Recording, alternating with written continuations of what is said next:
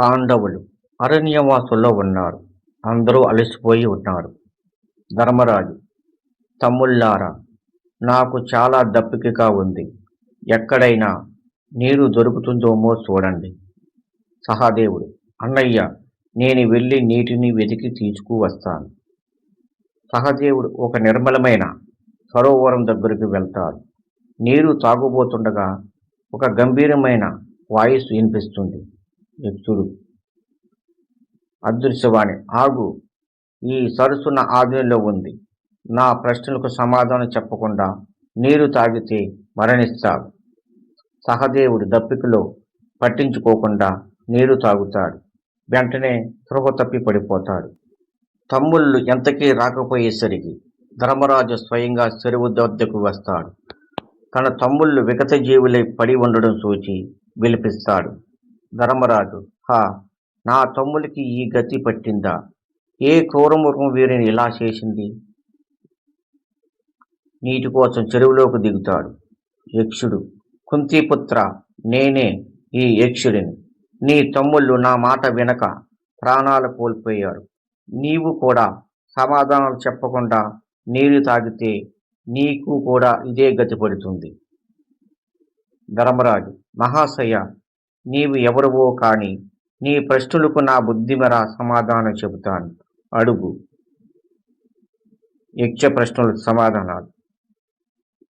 యక్షుడు, భూమి కంటే భారమైనది ఏది? ఆకాశం కంటే ఎత్తైనది ఏది? ధర్మరాజు, భూమి కంటే భారమైనది తల్లి, ఆకాశం కంటే ఎత్తైన వాడు తండ్రి. యక్షుడు, గాలి కంటే వేగంగా ప్రయాణించేది ఏది?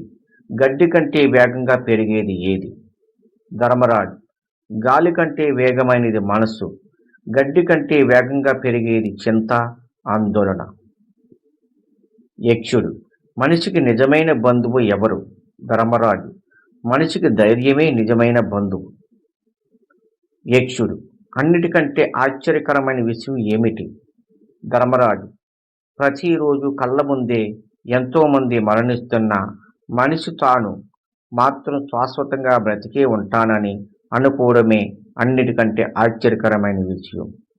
యక్షుడు, నీ సమాధానాలకు సంతోషించాడు. నీ తమ్ములలో ఒకరిని బతికించుకోవచ్చు. ఎవరిని కోరుకుంటావు?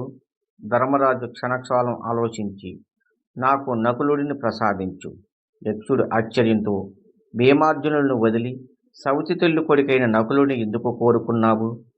ధర్మరాజు, యక్షరాజా, నా తండ్రికి 2 భార్యలు.